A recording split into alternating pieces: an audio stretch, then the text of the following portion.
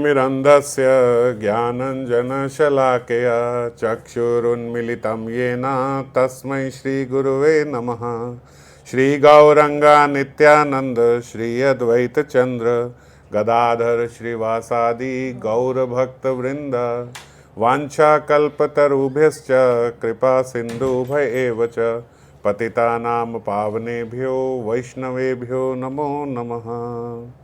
हरे कृष्णा कृष्ण कृष्ण हरे हरे, हरे राम राम राम हरे हरे। तो श्री श्री राधा रस सुधा निधि आज हम लोग 160 नंबर श्लोक पे चर्चा कर रहे हैं। श्रीपाद के हृदय में रास लीला का स्फुरण चल रहा है और आबाद गति से उनके जैसे ही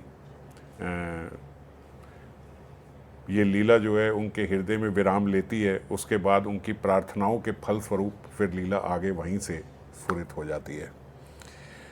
आज श्रीपाद प्रार्थना कर रहे हैं, प्रसृमर पटवासे प्रेम सीमा विकासे मधुर मधुर हासे दिव्य भूष विलासे पुलकित दैत अंशे संवलद बाहुपाशे तद अति ललित रासे करहिम राधा उपपासे।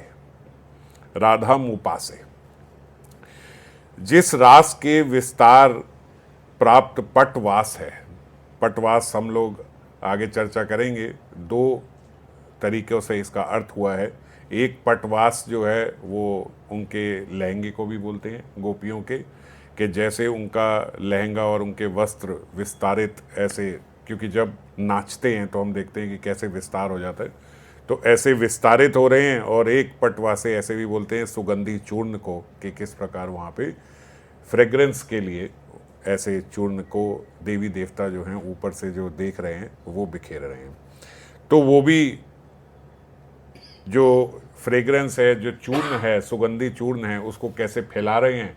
और दूसरा अर्थ ये है कि उनके वस्त्र कैसे फैल रहे हैं जब वो नृत्य कर रही हैं। तो प्रस्मिर पटवासे प्रेम सीमा विकासे, ऐसे ही इस रास में आज वो जो चिंतन कर रहे हैं श्रीपाद, उनके हृदय में है कि कैसे सब चीज़ों का विकास हो रहा है ना। जो रास है, जैसे हम पिछली 2 दिन से चर्चा कर रहे हैं, तो ये ग्रैंड इवेंट है ना। तो जब हम किसी ग्रैंड इवेंट की बात करते हैं तो हम उसकी ग्रैंडनेस की बात करते हैं कि कितना विशाल है। तो उस विशाल को देखते हुए आज ऐसे ही श्रीपाद के हृदय में आई कि देखो कैसे उनके जो पट हैं उनका भी विकास हो रहा है, उनके लहंगों का विकास हो रहा है, कैसे सुगंधित चूर्ण का विकास हो रहा है, कैसे पूरे उसमें सुगंधित हवा हो गई है, सुगंधित वायु हो गई, कैसे उनकी प्रेम की सीमा का विकास हो रहा है। और मधुर मधुर हासे, कितने उसमें हास्यपद हो रहे हैं सब गोपियाँ भी और श्री हरि भी। दिव्य भूषा विलास, ऐसे ही जो उनके आभूषण हैं उनका भी कितना विलास है वहाँ पर। पुलकित दैत अंशे संवलद बहुपाशे, और अपने सुविन्यत बहुपाश यानी गोपियों के जो हाथ हैं वो उन्होंने कितने अच्छे तरीके से श्री कृष्ण के कंधे पर रखे हुए हैं। पुलकित दैत अंशे, है ना। दैत बोलते हैं अपने प्रिय को, अंशे मतलब उनके कंधे पे। तो उनके कंधे पे संवलद बहुपाशे, संवलद मतलब बड़े अच्छे से, सुवर्ण अपने तरीके से बड़े उनके कंधे पे हाथ रखा हुआ है। तद अति ललित रासे कहिर राधा मुपासे, उस सुललित रास में मैं श्री राधा की उपासना कब करूँगा। यहाँ कहने का तात्पर्य ये कि ऐसे जो ललित रास हो रहा है, जो सुललित रास हो रहा है, ऐसे एनवायरनमेंट में, ऐसे वातावरण में, ऐसे दृश्य में मैं कब जाके किशोरी जी की सेवा करूँगा।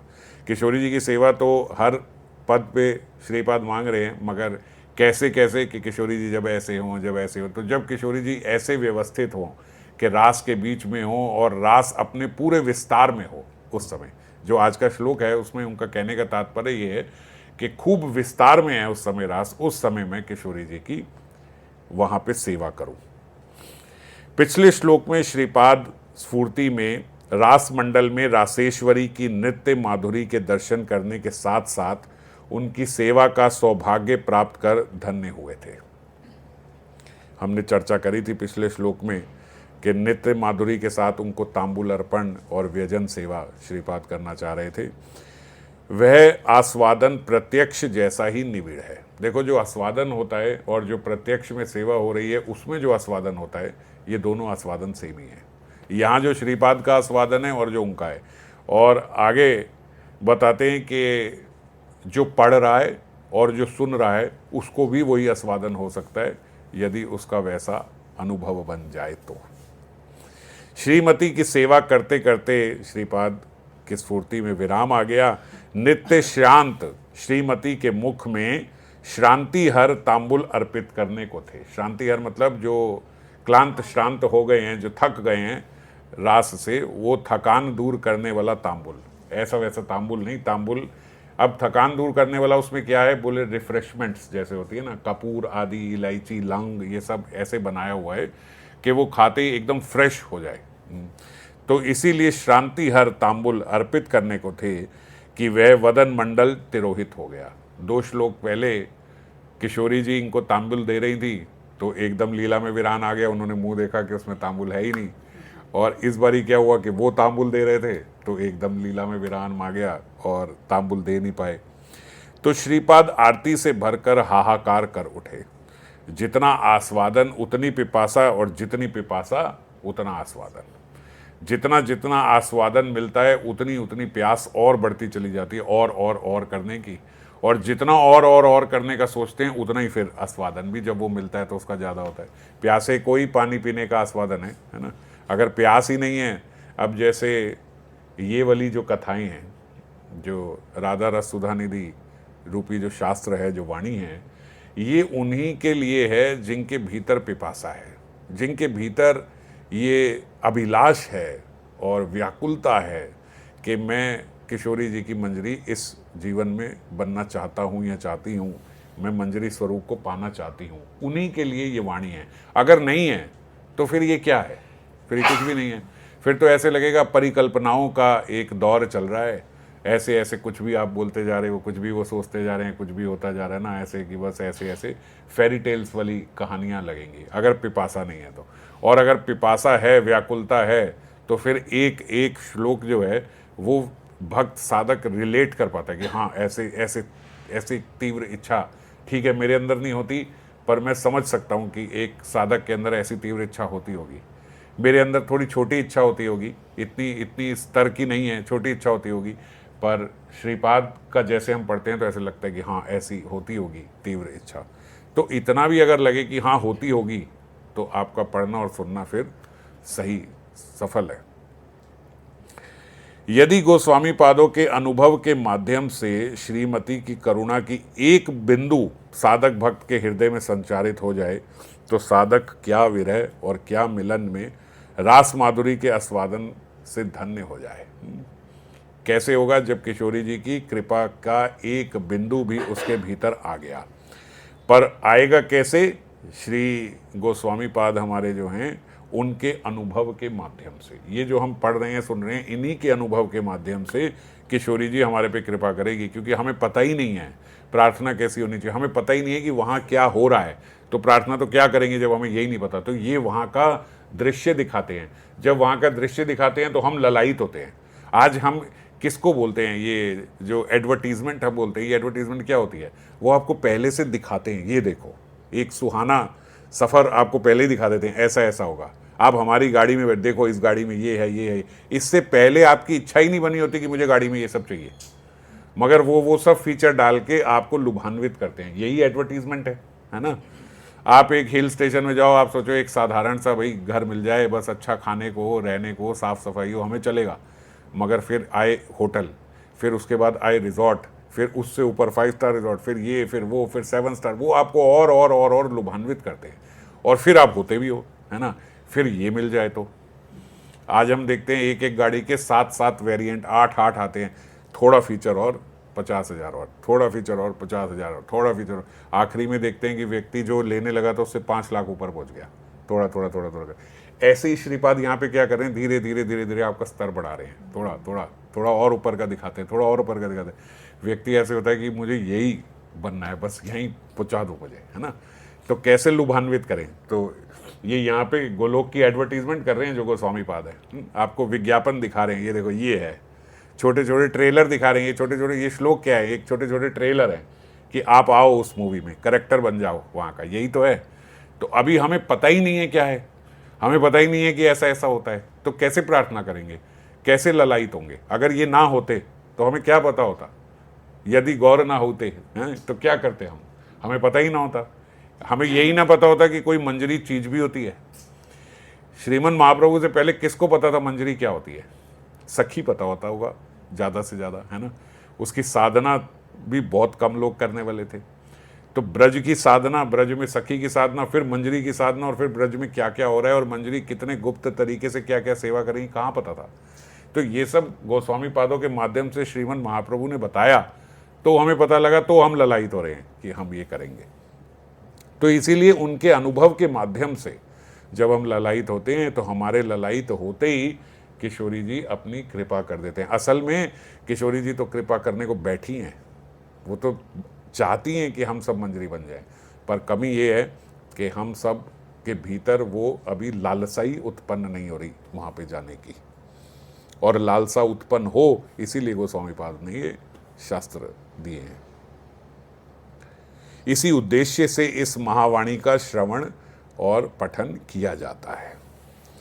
श्रीपाद किस प्रकार अभीष्ट का आस्वादन कर रहे हैं, साधक को उनकी कृपा लेकर कुछ अनुभव करने की चेष्टा करनी होगी। इस वाणी के श्रवण कीर्तन से साधक के मन में यह बात उठनी चाहिए, आहा श्रीपाद दे गे सब भूल कर, क्या विरह में और क्या स्फूर्ति में राधा माधव के माधुर्य सिंधु में संतरण कर रहे हैं, है ना। यही बात जो हम कह रहे हैं कि ये हम देखेंगे, आहा श्रीपाद क्या आनंद ले रहे हैं, यह अवस्था कैसी आनंदमय है श्रीपाद की, क्या किसी जन्म में मेरी ऐसी अवस्था होगी? अब ये कहाँ से आया? क्योंकि इनको देखा तो हमारे भीतर ये लालसा उत्पन्न होगी कि क्या कभी मैं ऐसा बन पाऊंगा। ऐसे चिंतन के फल स्वरूप गोस्वामी पाद की आस्वादित जो वो आस्वादन ले रहे हैं, सहृदय पाठक या श्रोता के हृदय में क्रमशः संचारित होती है। उनकी कृपा हमारे हृदय में संचारित हो जाएगी यदि हमारे भीतर वो लालसा बने जो वो हमारे भीतर जगाना चाहते हैं, तो उनकी आस्वादित राधा माधुरी हमारे भीतर भी आएगी। सामाजिक सहृदय भक्त, जो सामाजिक सहृदय मतलब एक साधारण जो भक्त हैं, उनमें और नित्य सिद्ध भक्तों में विभाव आदि का विभावन एवं अनुभाव का अनुभावन इस प्रकार से हुआ करता है। अब इसको समझने के लिए इस लाइन को हमें पहले समझना पड़ेगा कि विभाव क्या होते हैं और अनुभाव क्या होते हैं। विभाव क्या होते हैं? जो प्रेम को जागृत करने के कारण होते हैं, उन्हें बोला जाता है विभाव। जैसे श्री कृष्ण का रूप, उनकी लीला, उनके गुण, जैसे ये सब जो हैं ये क्या है? विभाव है ना। तो क्या कहते हैं कि जो साधारण भक्त है और जो नित्य सिद्ध भक्त है, इनमें क्या है कि जब साधारण भक्त ये पढ़ता है तो नित्य सिद्ध भक्त के विभाव का विभावन उनके अंदर आ जाता है। मतलब वो जो कारण है, जो कारण उन्होंने दिया है, उस विभाव का विभावन हमारे अंदर भी आ जाएगा, उसको आस्वादन करने का हमारे अंदर भी लौलुप आ जाएगा, हमारे अंदर भी लालसा उत्पन्न हो जाएगी। और अनुभाव क्या होते हैं? अनुभाव होते हैं जो हम उस विभाव की से अभिव्यक्ति होती है, जैसे अश्रु आना, पुलक आदि विकार आना, ये सब क्या है? ये अभिव्यक्ति है उस विभाव से उत्पन्न हुई। विभाव कारण था, फिर आस्वादन हुआ, फिर आस्वादन से जो अभिव्यक्ति हुई वो अनुभाव है ना।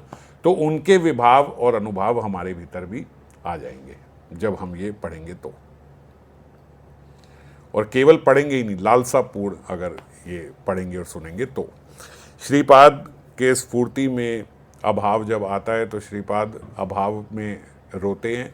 तब जब उनके भीतर ये विरह उत्पन्न होता है तो उनका हृदय जो है वो एकदम ऐसे फट जाता है, उनका हृदय, और देखते देखते फिर उन्हीं की प्रार्थनाओं के फल स्वरूप श्रीपाद के नेत्रों में फिर एक लीला उत्पन्न होती है। और आज जो उनके नेत्रों के आगे लीला स्फुरित हुई है वो फिर वही रास लीला, जहाँ कल उनका शेष हुआ था लीला का, आज वहीं से प्रारंभ हो गई।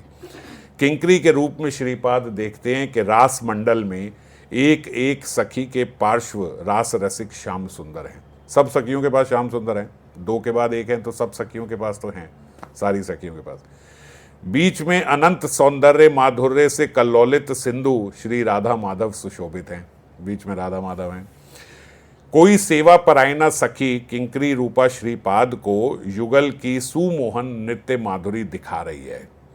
कहती है कोई सखी श्रीपाद को दिखा रही है कि हे प्रिय सखी देखो, जिनके उच्छलित माधुर्य से रास मंडली की शोभा अत्यंत बढ़ रही है, उन्हीं चपल कुंडल धारिणी श्री राधा को नचाकर अखिल कला गुरु मुरारी यानी कृष्ण जो हैं, किशोरी जी को नचाकर साक्षात कृष्ण जो हैं वो भी आज नृत्य कर रहे हैं।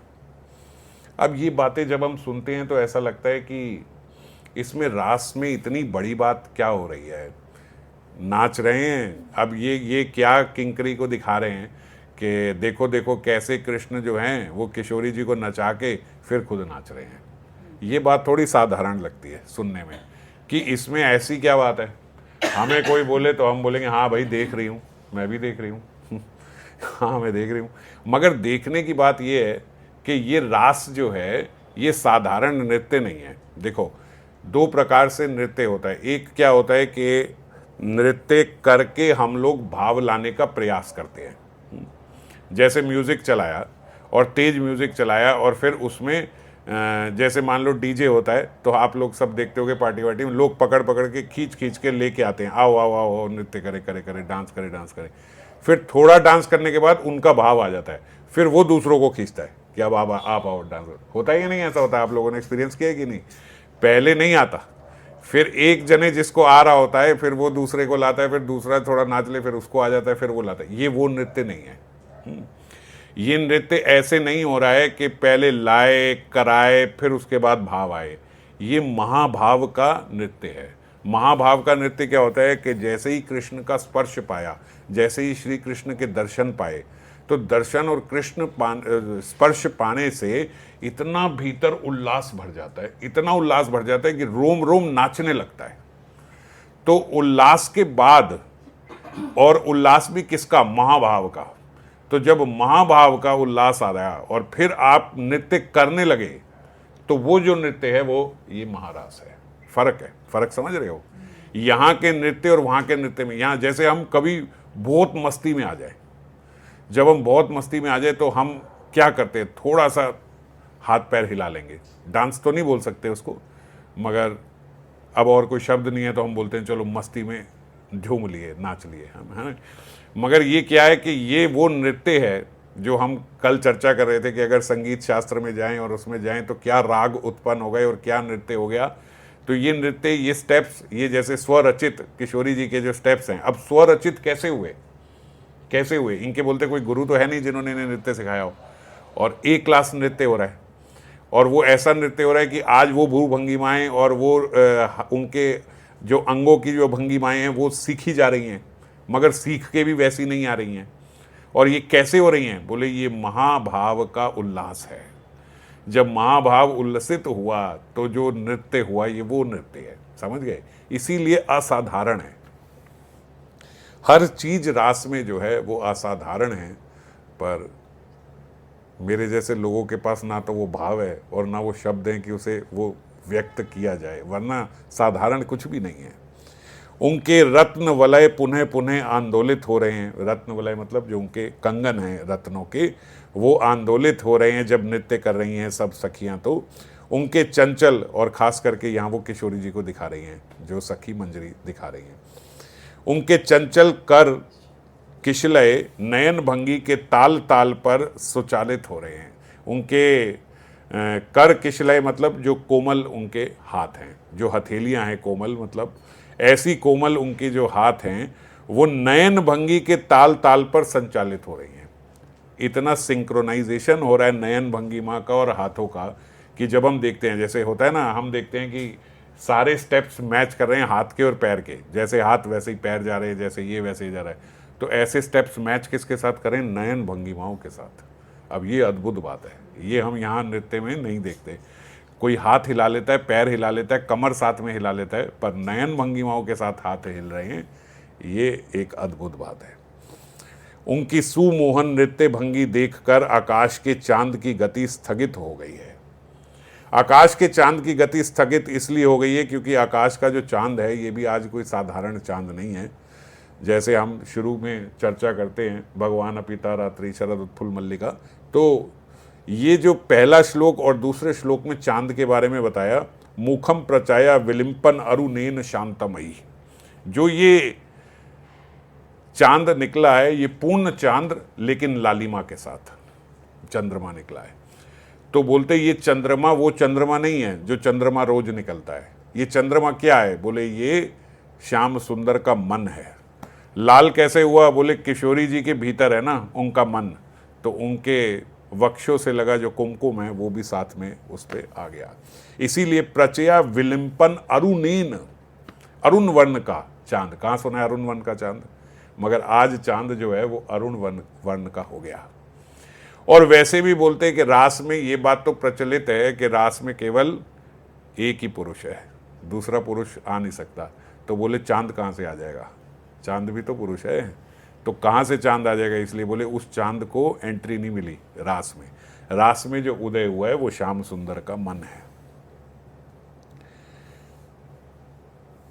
सनातन योगेश्वर श्रीमन महादेव भी इसको देख के विस्मय से स्तब्ध हो गए हैं, ऐसे नृत्य को देखकर।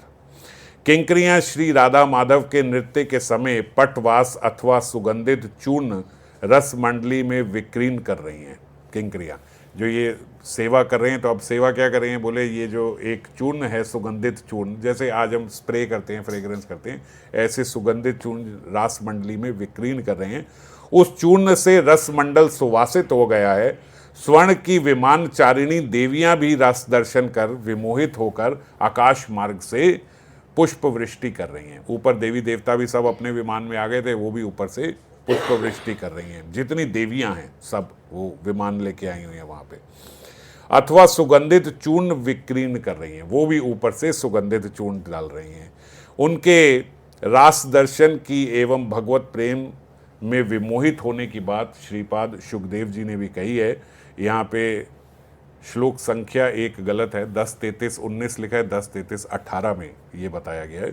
देवांगनाएं आकाश मार्ग से ब्रज गोपियों के साथ श्री कृष्ण की ऐसी रासलीला का दर्शन करके काम पीड़ित और विमोहित हो गई हैं और चंद्र तथा ग्रह नक्षत्रों के साथ विस्मित हो रही हैं। जो देवांगनाएं हैं ऊपर जो आई हैं वो भी बोले काम पीड़ित हो गई हैं कृष्ण को देख के, और बाकी जितने ग्रह नक्षत्र और यहाँ तक कि उस समय तो वहाँ उस समय चंद्रमा है, उस चंद्रमा के साथ विस्मित हो रही है। चंद्रमा तो श्याम सुंदर का मन ही है, वो तो विस्मित हो ही रहा है ये सारा कुछ देख के, और आनंद में भी है। अब यहाँ बोलते इसकी टीका में बताया गया कि ये देवियाँ काम पीड़ित हुई हैं, ऐसा जो बताया गया है इससे यही समझना होगा कि भगवत विषयक प्रेम भाव से पीड़ित हुई हैं। ये वो इस जगत का काम नहीं है। अगर ऐसा होता तो वो इतने हृदय से वहाँ पे पुष्प वर्षा और ये सब नहीं कर रहे होते, फिर द्वेष भी आ जाता है ना। अगर इस जगत का काम और वासना या काम पीड़ा इस जगत की होती तो फिर वो क्यों वहाँ नहीं है, और जो हैं उनसे द्वेष भी उत्पन्न होता, बड़ा साधारण है। पर ऐसा नहीं है, वो तो पुष्प वृष्टि कर रही हैं और वहाँ ये सुगंधित चूर्ण डाल रही हैं। तो इससे समझ में आता है कि भगवत विषयक प्रेम भाव है, वो वाला काम नहीं है।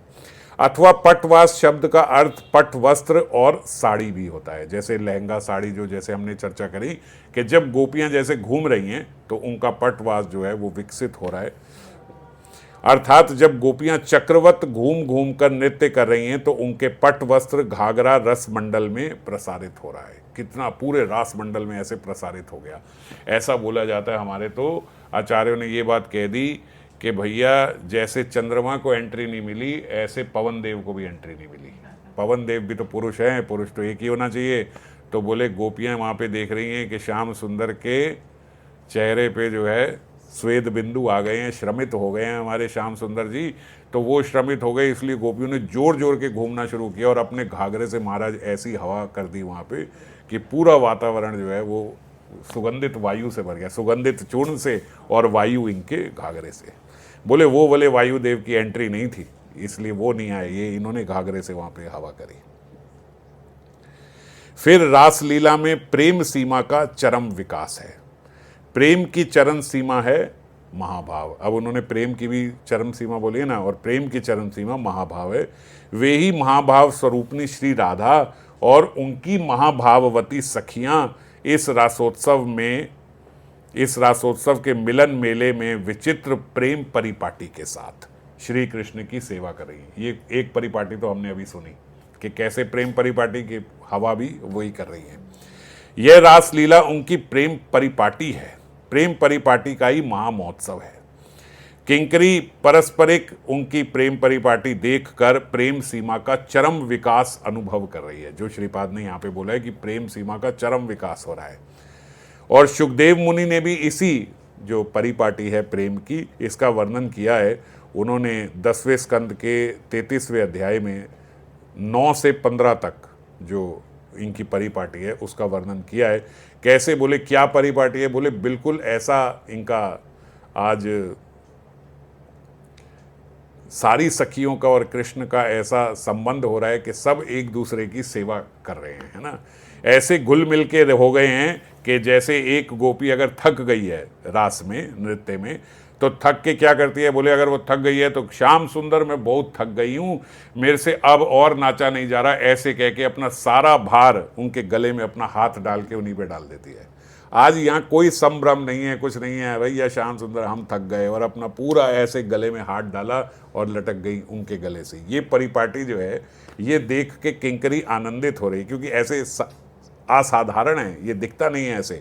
और फिर एक को वो डाल रही हैं और बहुत सारे भगवान ने रूप बना लिए। कई जगह क्या देखते हैं कि श्याम सुंदर जो हैं वो किसी गोपी के गले में हाथ डाल रहे हैं, और गोपी के गले में जो ही हाथ डालते हैं तो उनके जो हाथ हैं उसमें उन्हें सुगंधित कमल के पुष्प की सुगंध आ रही है, और साथ में जो केसर और ये सब उनको लगा हुआ है, चंदन केसर। महाराज वो चंदन केसर और कमल की खुशबू मिलके गोपी को ऐसे विमोहित कर रही है कि गोपी उनका हाथ पकड़ के उस समय चूम रही है, ऐसे पकड़ पकड़ के चूम रही है। और कोई गोपी देखते हैं तो बोले वो गोपी इतना थक गई, वो उनके पास आई, और कैसे पास आई? बोले उनके कांधे पे अपनी ठोडी रख के अपने उसके जो झुमके हैं वो श्याम सुंदर की गाल पे ऐसे टकरा रही हैं, ऐसे आनंद ले रही हैं। सब गोपियां अलग अलग तरीके से उनसे आनंद ले रही हैं। कोई कोई गोपी जो है वो श्याम सुंदर के पास जब ऐसे आती तो श्याम सुंदर अपने मुंह का तांबुल निकाल के यूं ही गोपी के मुंह में डाल देते। गोपी ने कहाँ रखा हुआ है? उनके कंधे पे अपनी थोड़ी रख रखी है। ऐसे ऐसे बहुत परिपाटियां जो हैं ये यहाँ देख रहे हैं। कोई कोई गोपी जो है श्याम सुंदर का वक्ष, श्याम सुंदर के हाथों को पकड़ के अपने वक्ष पे रख लेती है। कोई कोई उनके साथ नाचते हुए उनके गले में हाथ डाल लेती है, किसी के गले में श्याम सुंदर हाथ डाल के लटक जाते हैं, और कोई श्याम सुंदर की स्तुति करने लगती है, उनके गले में हाथ डाल के उन्हीं की स्तुति करके उन्हीं को सुना रही है। बस जो कैसे आज श्याम सुंदर लग रहे हैं, प्रियतम कितने सुंदर लग रहे हैं, ये उन्हीं को बता रही है। ऐसे गोपियों के मुख को देख के और श्याम सुंदर भी विमोहित हो रहे हैं, उनकी प्रत्येक जो क्रिया है उससे श्याम सुंदर विमोहित हो रहे हैं। गोपियां अब कितनी सुंदर हो गई, आई कैसे थी, पर इस समय गोपियों के सौंदर्य का वर्णन किया जा रहा है।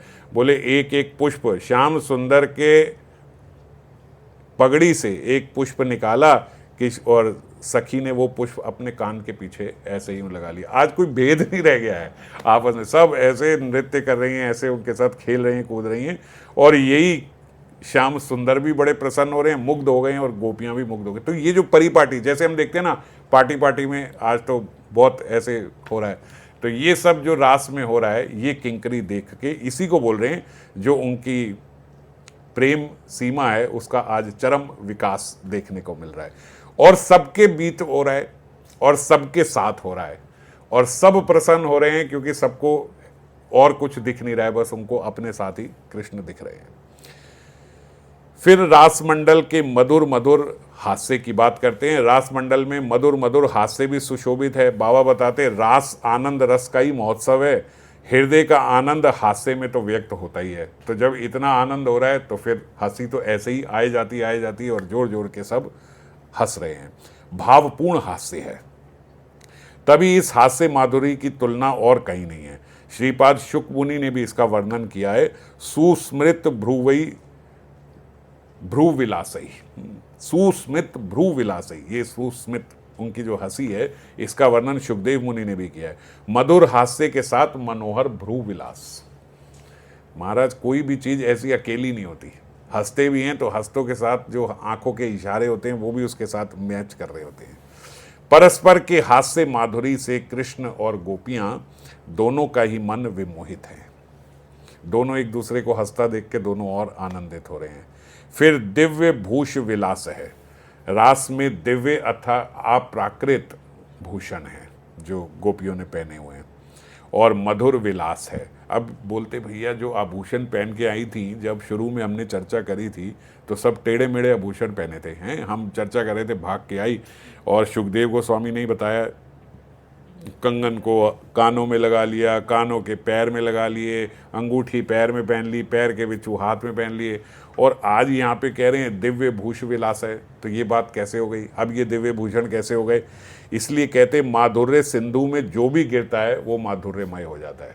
अब क्या है, ये रास जो है वो माधुर्य सिंधु हो गया, तो अब इस माधुर्य सिंधु में जो भी आ गया, जैसे महाराज आज का दौर ऐसा है, आप जैसे मर्जी टेढ़े फेढ़े कपड़े पहन लो वो फैशन हो जाता है तो ऐसे ही यहाँ पे ये माधुर्य का सिंधु है, इस माधुर्य सिंधु में जो भी आ गया अब वो ऐसे लगता है कि हाँ ये भी एक स्टाइल है, और वो स्टाइल ही वहाँ पे अच्छा लग रहा है। नृत्य के समय महाभाव के भूषण आदि की दिव्य ध्वनि भी रास मंडल में ओतप्रोत है। पुलकित दैत अंशे संवलत बहुपाशे। दैत हो गए हैं आज श्याम सुंदर जो हैं, ये सबके दैत हो गए, सबके प्रेमी हो गए, सबके मित्र हो गए। असल में मित्र तो सबके ही है। ये तो जब ब्रह्मा जी प्रार्थना कर रहे थे तो ब्रह्मा जी जब यहाँ आए ब्रज में तो श्याम सुंदर की प्रार्थना करके कहते यन मित्रम परम आनंद पूर्ण ब्रह्म सनातनम। भैया आप तो मैं यहाँ देख रहा हूँ कि सारे ब्रजवासियों के परम मित्र हो गए हो। ये सारे ब्रजवासी आपके चाहे किसी भी भाव में हो पर सब आपके सखाओं की तरह रहे हैं। अहो भाग्यम अहो भाग्यम। कौन कह रहे हैं? ब्रह्मा जी। नंद गोप व्रजोक सम यन मित्रम परम आनंदम पूर्ण ब्रह्म सनातनम। अपने चारों सिरों पे अपने आठों हाथ रख के ब्रह्मा जी कह रहे हैं ओहो यहाँ इनका क्या भाग्य है, अहो भाग्यम अहो भाग्यम। यहाँ तो आप सबके मित्र बन गए हो। और अभी हम पीछे चर्चा कर रहे थे कि भाई देखो ऐसा होता ही है कि जब तक मित्र ना बना जाए, जब तक सखा ना बना जाए तब तक आनंद नहीं आता है ना। कोई भी संबंध में जब तक मित्र नहीं हुए तो तब तक आनंद नहीं आता। दैत हैं, प्रेमी हैं, पर मित्र हैं, अगर वो नहीं हुए तो आनंद नहीं है। फिर अब कितना हम लोग देखते हैं कि वैभव कितना भी हो, व्यक्ति के पास कितना भी पैसा हो, कुछ हो, पर यदि उसके पास मित्र नहीं है तो सुखी नहीं हो सकता है ना। वैभव का परिणाम सुख नहीं है, आनंद का परिणाम सुख नहीं है। कुछ भी मिल जाए पर अगर उसके पास कोई मित्र नहीं है तो वो सुखी नहीं है। और उल्टा भी देखते हैं कि कोई बड़ी आपदा में है, विपदा में है, मगर उसके पास अच्छे मित्र हैं तो उन मित्रों की सहायता से वो जल्दी से आपदा से निकल जाता है। यहाँ बड़ी विपदा में भी एक अच्छा मित्र है तो वो विपदा उसकी बहुत कम हो जाती है, और सुख तो बना ही रहता है अगर विपदा नहीं है। तो यहाँ मित्र कौन है? यहाँ दैत कौन है? बोले यहाँ श्याम सुंदर स्वयं मित्र हैं। यन मित्रम परम आनंद पूर्ण ब्रह्म सनातनम। दैत दैता प्रेमिका की पुलकित भुजाएं एक दूसरे के स्कंद पर प्रसारित है। एक दूसरे के स्कंद पर, कहीं कृष्ण ने उनके कंधे पे हाथ रखा हुआ है, कहीं उन्होंने कृष्ण के कंधे पे हाथ रखा हुआ है। जैसे दोस्ती में रखा जाता है ना, ऐसे मित्रता में हाथ रख के चल रहे हैं भाई महाराज। अब ये जो सुदामा थे, ये सुदामा जो है इनके पास क्या था? एक मित्र ही तो थे, और क्या था जो आज इनकी इतनी कथा बनी? क्या बनी? एक मित्र ही तो। मित्र नहीं तो दामा को सुदामा बना दिया, क्योंकि उनके पास ऐसा मित्र था। यन मित्रम। श्रीपाद शुक मुनि ने कहा है अन्योन्य बद बाहु भी। महाभाव की भुजाओं के स्पर्श से सच्चिदानंद के शरीर में, आनंदमय की भुजाओं के स्पर्श से महाभाव की मूर्ति में विपुल पुलक का संचार हो रहा है। साधारण शब्दों में अगर समझें तो महाभाव की भुजाओं के स्पर्श से सच्चिदानंद के शरीर में, और श्याम सुंदर के शरीर में, और किशोरी जी के, और आनंदमय की भुजाओं के स्पर्श से महाभाव की मूर्ति में विपुल पुलक का संचार हो रहा है। महाभाव की मूर्ति किशोरी जी, और आनंदमय श्याम सुंदर। तो श्याम सुंदर की भुजाओं के स्पर्श से किशोरी जी के भीतर विपुल पुलक का संचार हो रहा है। ऐसी है अत्यंत सुललित रासलीला, जिसके लालित्य अथवा रमणीयता का अंत नहीं है।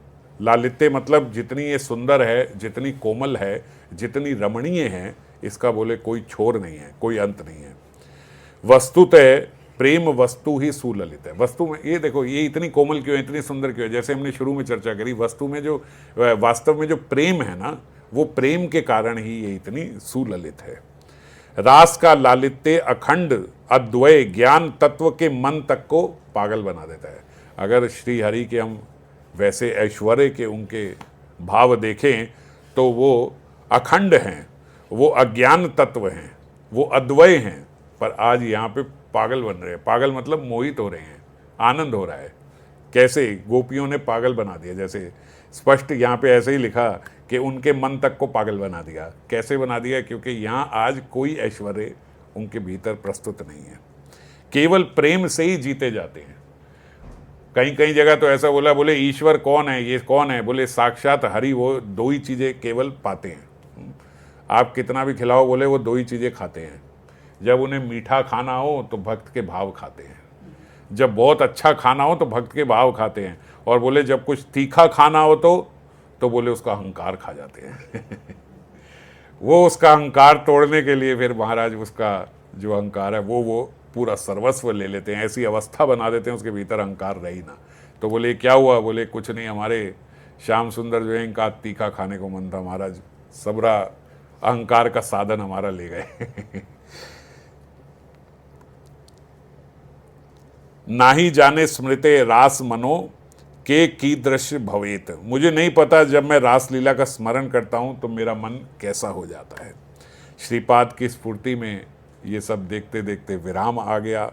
आरती सहित प्रार्थना करते हैं, उसी रास में रासेश्वरी की सेवा का सौभाग्य मुझे कब मिलेगा। उसी रास में, जो ये रास का आज ये वर्णन कर रहे हैं, बोले कब ऐसा रास होगा और कब ऐसे रास में मुझे अपनी किशोरी जी की सेवा का सौभाग्य फिर से प्राप्त होगा। तो आज इसी प्रार्थना के साथ ये श्लोक पूर्ण हुआ। कल अगले श्लोक पे फिर चर्चा करेंगे। जय श्री राधे।